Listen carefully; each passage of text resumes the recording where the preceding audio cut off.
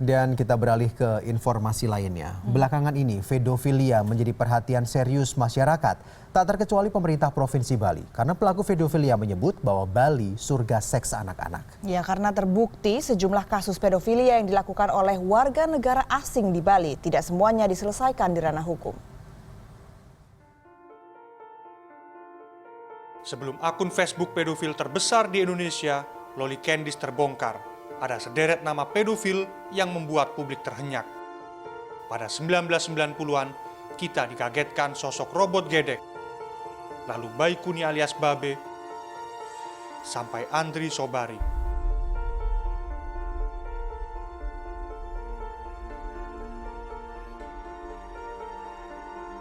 Belum lagi pedofil dunia yang masuk ke Indonesia.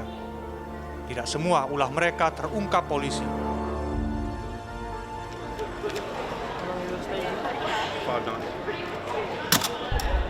William James Fahey, pedofil asal Amerika Serikat misalnya, sempat tinggal 10 tahun di Indonesia antara 1990 sampai awal tahun 2000. Jejaknya di Indonesia baru terdeteksi setelah FBI menangkapnya pada 2014. Fahey kemudian bunuh diri. Nama-nama pedofil ini mudah ditemukan di pemberitaan di internet. Namun kini, mereka benar-benar ada di dunia maya, bukan di pemberitaan, melainkan pemain yang mencari mangsa.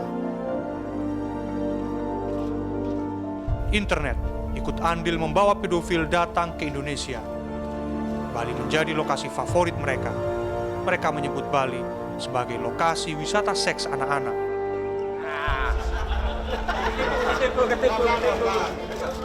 Ratusan pedofil masuk ke Bali, menyelinap di antara wisatawan yang datang ke Bali.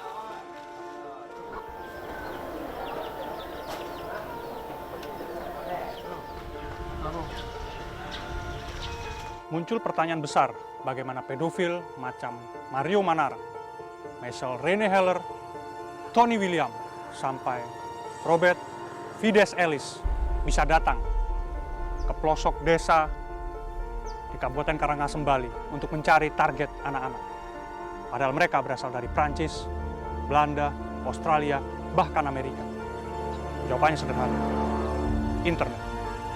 Di forum pedofil dunia mereka berjaring, memberikan testimoni sampai tips bagaimana berwisata seks di Bali. Karena itulah mereka datang ke Bali, menyusup di antara jutaan wisatawan yang datang ke Pulau Dewata.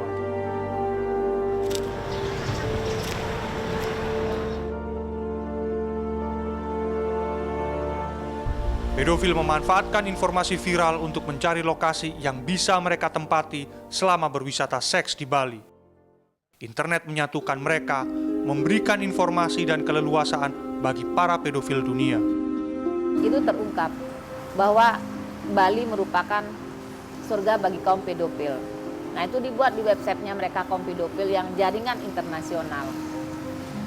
Sampai pada tahun 2008, kalau nggak salah saya, seorang pelaku pedofil asal Inggris, seorang diplomat yang diputus 13 tahun di Karangasem.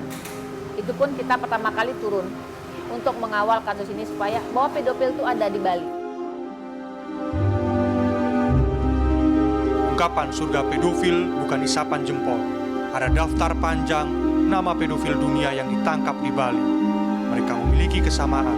Internet memberi mereka pengetahuan tentang desa terpencil dan miskin di Pulau Dewata. Kalau orang luar negeri lah katakan itu, bisa masuk ke satu desa yang sangat terpencil. Kalau tidak ada orang yang membuka pintu, mereka bisa masuk tidak? Kalau nggak ada orang yang ngasih dia aset untuk ketemu seseorang atau anak-anak di desa, bisa masuk tidak?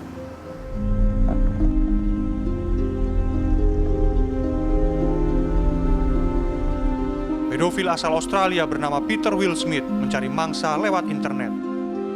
Setelah menemukan lokasi korban, ia mendekati keluarga dan berpura-pura mengangkat korban menjadi anak.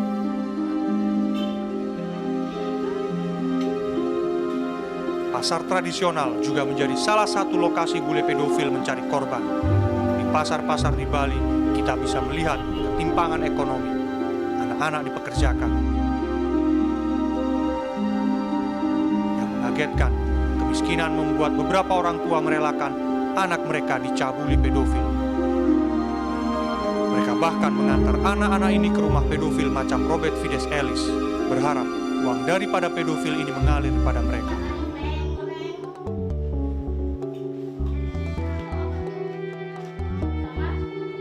Satu kali datang, anak-anak mereka bisa mendapatkan 100 sampai 300 ribu rupiah. Pedofil sangatlah royal. Bahkan ada yang berani mengeluarkan uang sampai 15 juta rupiah untuk perbaikan rumah orang tua korban.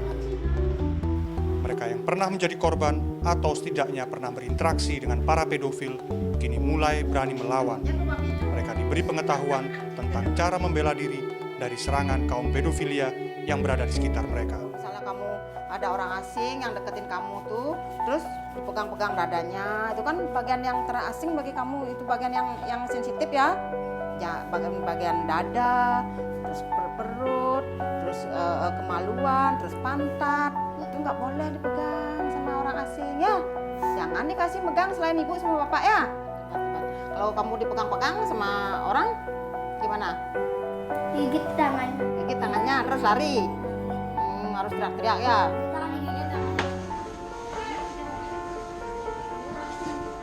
Balutan kebutuhan ekonomi jadi potret kemiskinan bagi masyarakat Bali, menegaskan adanya relasi antara pelaku pedofilia dengan korban yang masih ada.